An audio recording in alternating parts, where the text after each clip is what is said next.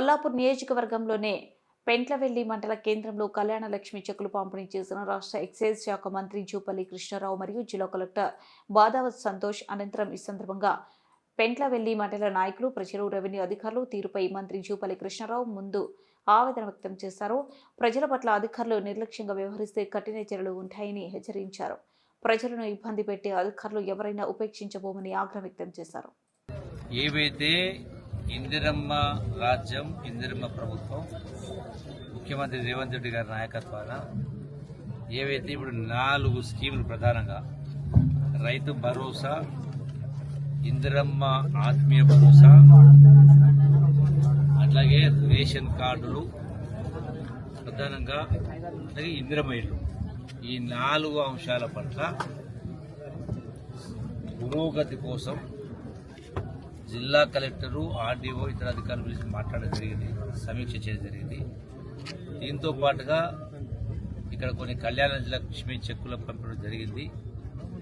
అట్లాగే కొన్ని అంశాల పట్ల ప్రజలు మీ సేవలో దరఖాస్తులు ఇచ్చిన తర్వాత కూడా సంబంధిత మండల అధికారులు నిర్లక్ష్యం కారణంగా నెలల తరబడి ప్రజలు తిరగాల్సి వస్తూ ఉంది.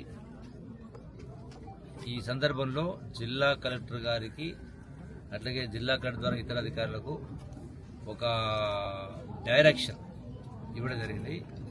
ఎవరు ఏ దరఖాస్తు పెట్టుకున్నా అది 10-15 రోజుల లోపల సంబంధిత అధికారి విధిగా తప్పనిసరిగా దానిపైన స్పందించి అతనికి ఉన్నటువంటి అధికారాల మేరకు దాన్ని పైకి పంపడమా, అధికారం ఉంటే ఆర్డర్స్ ఇవ్వడం విధిగా చేయాలి.